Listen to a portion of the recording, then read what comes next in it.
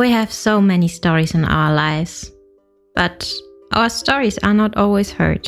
On the Hear My True Story podcast, we tell our own true stories. Before the white car backed, our head teacher had scattered. Looking at him, I could only see his tie that was flying backwards, waving at us, and he disappeared in thin air. I want to share my life story. I want to share my voice with the people because I know that just a small joke I can tell through this podcast, it will make someone smile. When you ask me what I fear most in life, I would definitely respond to you and say it's fear itself. We are fighting for togetherness. We are fighting for equal rights. We are fighting to end injustice. You don't have to be a storyteller or writer because, guess what? Life writes the best stories. Hear my true story. The episode you're about to listen to is a special collaboration between Ugandan Art Speaks Out and the Hear My True Story podcast. In this series, young poets from Uganda, East Africa, share their personal stories, dreams, and what inspired them to become poets. At Hear My True Story, we team up with like-minded podcasts to bring these untold stories to the world. We hope you enjoy this wonderful episode, brought to you by Hear My True Story and Ugandan Art Speaks Out. With you every week. Hear my true story.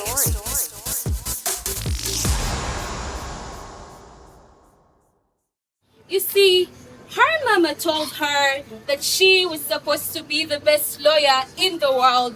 She was supposed to make more money than she could use. She was supposed to carry on the family's legacy. She was supposed to make her proud.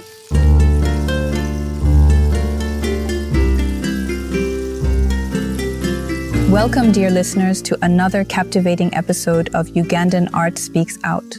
Today, we have a remarkable guest who weaves words like a master craftsman, our brilliant young poet with a fire in her heart and a mind that challenges the status quo.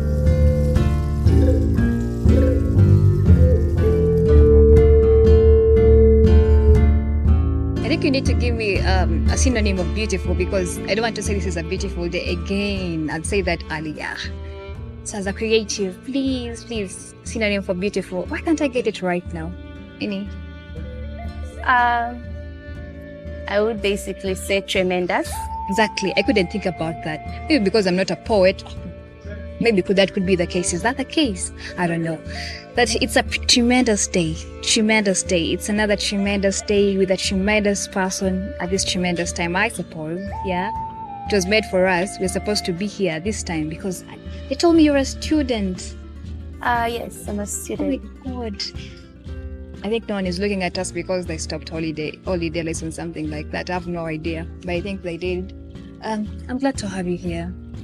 Glad to be here too, I guess. Yeah. What's your name? Who are you? My name is Muhammad Raima, and I am a poet, though I don't do love poetry. I am a political poet. What did you think? I'd think you are a love poet. Because that's what everyone literally loves hearing. But if I'm not everyone, maybe I'm not everyone. I don't know.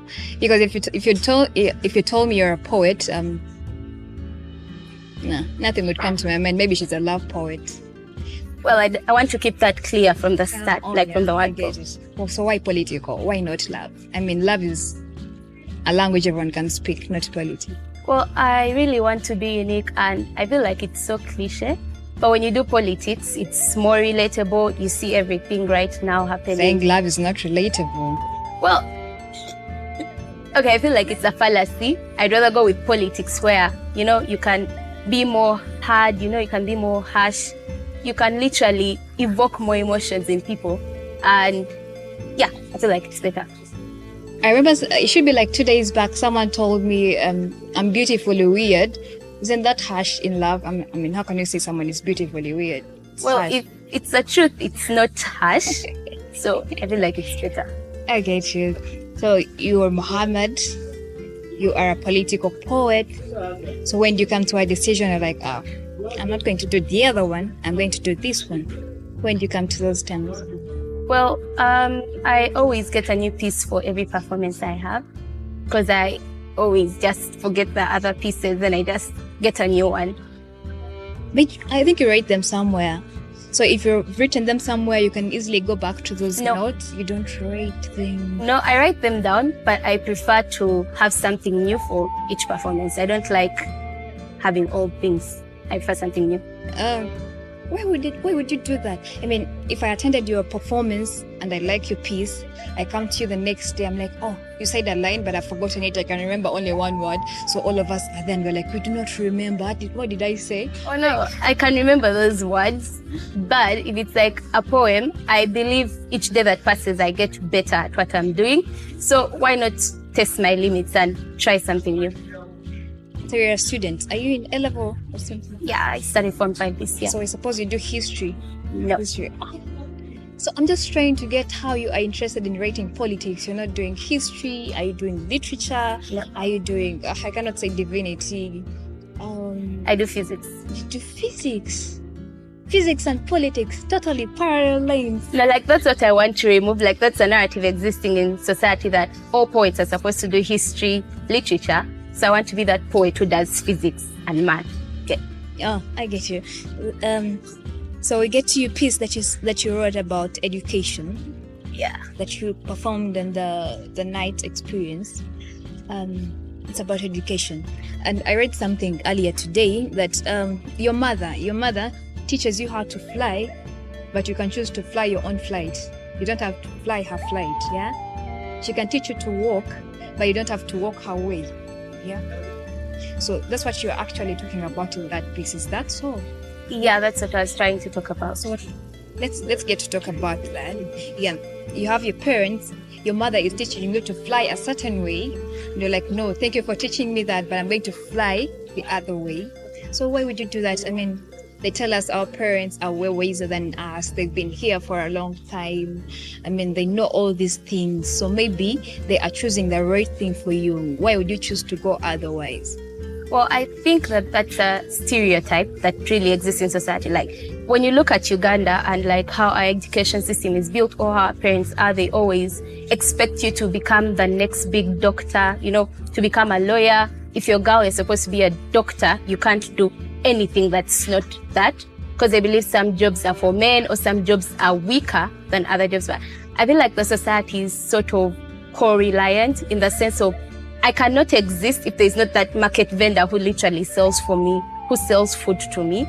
So I feel like if someone really wants to do something, they should literally go for what they want to do, because it doesn't serve purpose if you literally do what your mother would have done than living your own life. It's literally just living your parents' dreams.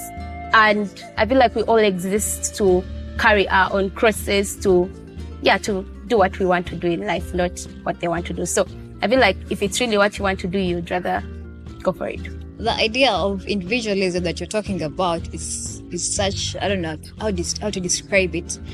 I don't think we can exist on our own. We need other people, yeah?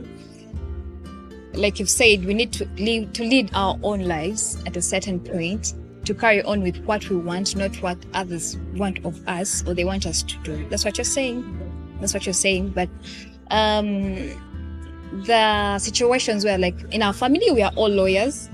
You either do this or don't do otherwise. It's this or this, no other way. Or we are all doctors, yeah?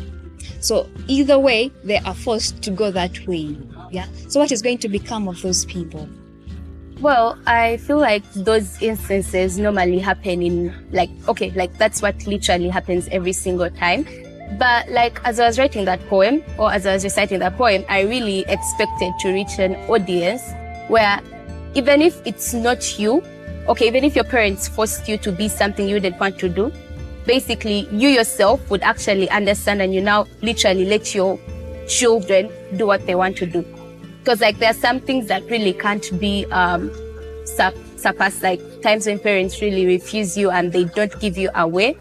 then you can necessarily live up to helping your children do what they literally want to do. Now, to give you an example of myself, when I was going to do a certain course that I was doing at campus, my parents told me, okay, you can do this course. It's your course. It's what you want. But after that course, you're going to do our course. Yeah? You get that way. Yeah? So they've given you a chance to do whatever you want. But after that, do ours. Yeah? Or they can tell you, do ours first, and then you can do yours after. What do you have to say about that? Well, if they tell me to do theirs first, then I can do mine afterwards. In certain circumstances, I would literally try out theirs first, then I do mine.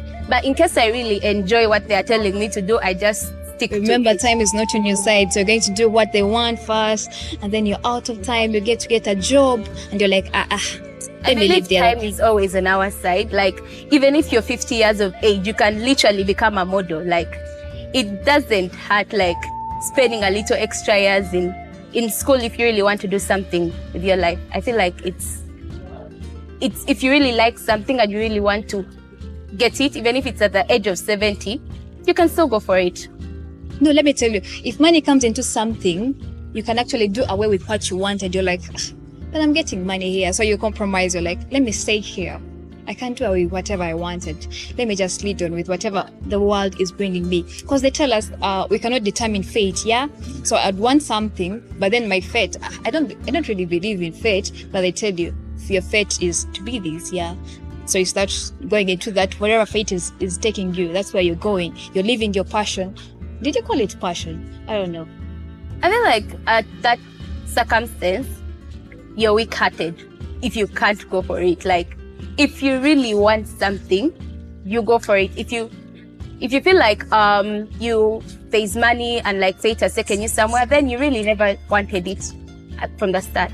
So back to you. You're doing physics. You're juggling physics. You're juggling. Is it math? Are you doing math? Yeah. Economics. Yeah. I do economics. I couldn't do chemistry.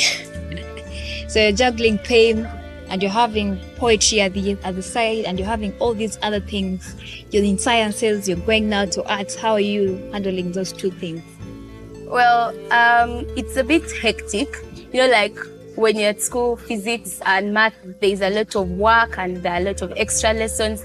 Sometimes trainings contradict or sometimes shows contradict. But as time goes by, you really get used to it. Like, it really becomes something that is very normal to you and very easy.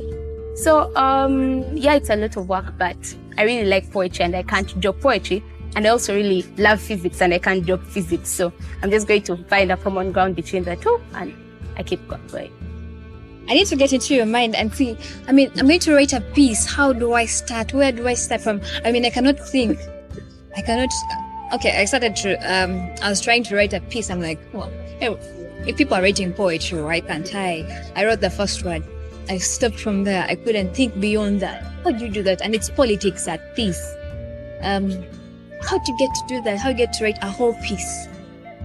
Well, the first time I actually did poetry, the first 2 years I did poetry, I literally never recited any of my pieces because I never did used to write pieces because I really thought that I think, a performance poet, something like that. I didn't think I could write anything. So I had a friend who used to write pieces, so I would always perform her pieces.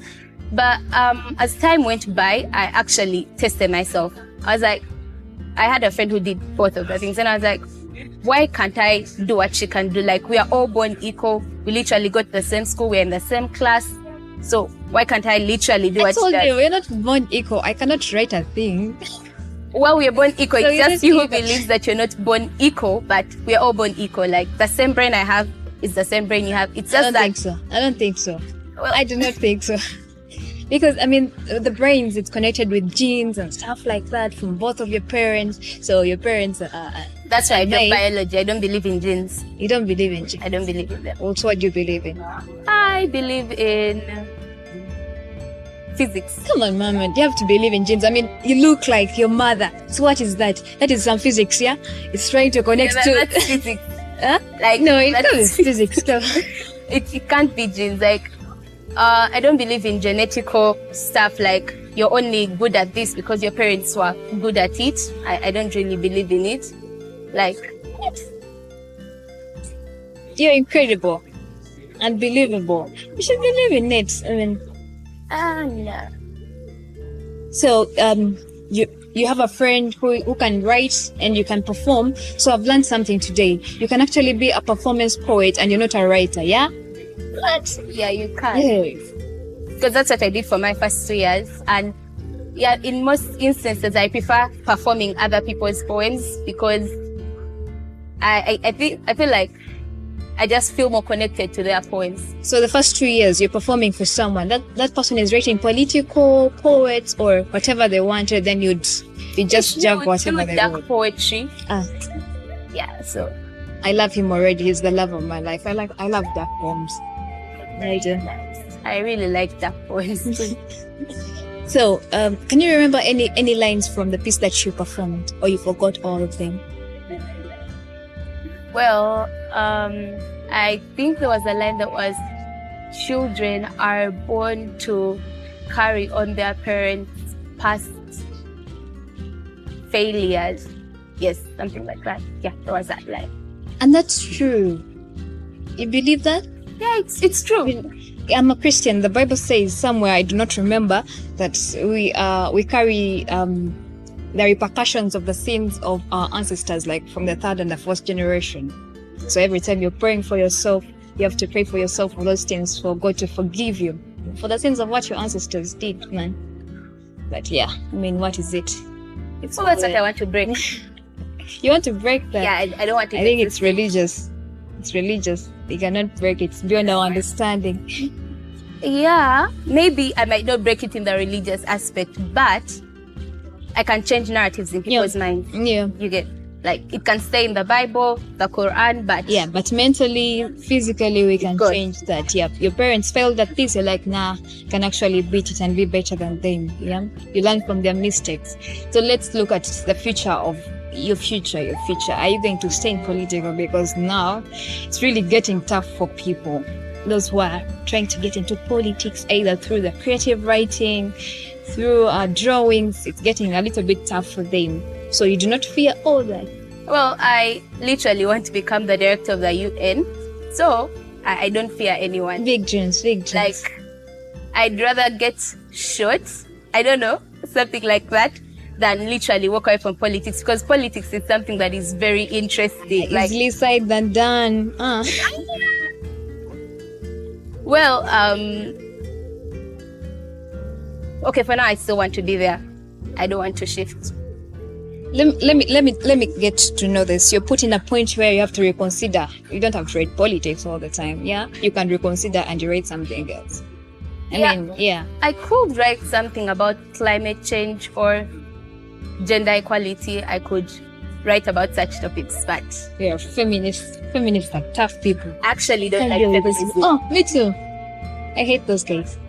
Not like in the sense of I like that they're emancipating people, but I don't like the way they do it. Like, yeah, it's getting worse. They're going beyond where they're supposed to stop. But that is topic for another day. They might come back at us. They're like, you guys, what's wrong with you? Yeah, that's why I don't like telling people, because I'm imagining waking up one day and... No, but you're political, so you can write that. I mean, feminism and feminism, it's already political if you go into that. It's already political. So why do you fear such topics? Well, because I'm a female, first of all, so there'll be like question marks. But also, I feel like when you speak about politics and when you speak about gender equality in a society like this one right now, I feel like someone who does gender equality is more opposed than someone who does normal politics. And I really want to become the director of the UN, and females have to back me up, like, because I doubt men are going to back me up to that extent. So I hope you're already working towards that, or else you're running out of time. Oh, you told me you can never run out of time. Yeah. Even at the age of 50, even 60, I could still go. Okay, I get your point. Let's talk about now something you're writing for us, or you want to perform for us right now. You can just think about it. You're like, I have these lines already here. Well, should I just speak about the piece I'm thinking of, that performing one? Yeah, okay, so I will do a piece about how gender equality is a joke. Yeah, that's what I'm thinking about right now. So, what should be your first line? I'm just thinking. Well, my first line would be gender equality is a joke. Yeah, and okay, I can't really think of it right now, but I'll go more into how even if we pursue gender equality as women and like we reach the level of men, we are just going to make men less equal than us, and yeah, something like that. Yeah, if you make them less equal than the women, then it's their turn to do what? To bring in with a male dominant. Menism. How do you call that? Menism. Patriarchy. No, it's already a patriarchy, society. So if it's the women coming in, it becomes a matriarchy. And then it just becomes like alternating. Every single time we're going to just keep going up and down, and it doesn't make any sense. So I feel like they ought to just say anything. No, this reminds me of the debates that, okay, women are always like, men are raping us, men are raping us. Men are also getting raped, yeah? But they never talk about that. They really never come out to talk about that. I don't know why they don't do that. Because men are supposed to be strong, as we were taught. So if you're strong, you can't be raped, or you just have to take it. So like that, yeah, you're supposed to take it in. Like that's what we all think. Yeah, but men, they can also get weak, yeah. So that's what you're trying to break. That's what you're trying to make people understand that, well, men are also people. I mean, children also need to think for themselves. I don't think that is possible. If you left children to think for themselves, maybe when they've grown to a certain age. Yeah? Yeah. I feel like when someone is at secondary level, they can think for themselves. They can't make stupid And that is actually the level to get lost at secondary level. That's when you can actually get lost if you're not having any sort of mentorship, yeah? Because you're having all this peer pressure, you're having all these friends, they're talking about different things, yeah? They might be talking about things, not what people have told them, but what they are making up for themselves. So I think secondary level is the level to actually get lost. If you don't lose yourself there, you're good to go. What do you think? Yeah, it's actually very easy to get lost from there. Because there's adolescences, all these things. But career-wise, I feel like you should do it yourself, because I doubt peer pressure can make you want to become a model. You know, some people are like, oh, my friend is going to do history, I'm going to do history too. My friend is going to do divinity, I'm going to do the same because she's my friend, I can't do away with her. When you reach school, you literally run away from those subjects. Like, girls wanted to do physics, but they really just went there because of their friends. They literally ran away because the workload becomes a lot. So some of them could have had the potential to actually do physics, but because of their friends, see, that's what I was telling you. You can actually get lost at that level. So when do they get to choose for themselves? At the university, it's already late. From secondary level, you learn from your mistakes. If you can't learn from them, then a life without mistakes isn't worth living. But we have, tell these people not to do away with their parents. They're going to do away with their parents. We shouldn't. Like Muhammad told us, we can actually decide for ourselves. So, well, I feel like you should just come to a certain concession. Like, you weigh your parents' things and what you want, and you just put them at a level ground, and you literally move on with life. But they say, I don't know who says that if you follow passion can at a point land you where you're not supposed to be. Yeah, it can lead you deep in a hole. You'd rather choose where the money is. You chase that instead of passion. Well, the fact that you have reached there, that's fate. That's where you're supposed to be. Like, that's a fact. So let's look at you in 5 years to come. As we come to a conclusion, 5 years, where do you see yourself as a poet, the physician that you are, political poet? Where do you see yourself in 5 years to come? Well, I see myself heading a lot of the UN. No, not yet. Like, okay, like I have a dream of studying at Harvard University, and like big dreams. I told you. When I get there, I see myself heading the school. I think it's a guild president, something like that, for debate. I want to help their poetry club if they have any. I want to help them. And yeah, I see myself studying astronomy because that's what I want to literally do. So, are you already the head of your poetry club at school? Well, I'm a Form 5, but I'm planning to go for president. Okay, I see you. Which term is this? This is first term. They elect in second term. So I get it. So I wish you the best. I hope you get that position, because then you'll start building from there to become whatever you are. It was beautiful. It was tremendous having you here. Why am I forgetting your word? It was tremendous having you here. We can't wait to have you again with a piece about what? The next quality being a joke. Yeah. Your last words to the people, and we'll be done here. Okay, so follow your dreams. That's all I have. Follow your dreams, people. Good people. Follow your dreams. And your parents too. Don't leave them behind. Yeah, I'm following my dreams. Thank you for being an incredible audience. As we wrap up this episode of Ugandan Art Speaks Out, remember that the journey continues. Raima is like a vibrant canvas, awaits new brushstrokes. Subscribe, share, and let's illuminate the world, one story at a time.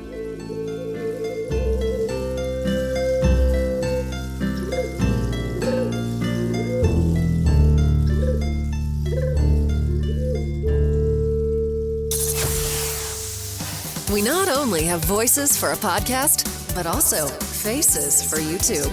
Don't miss your next episode. Hear my true story.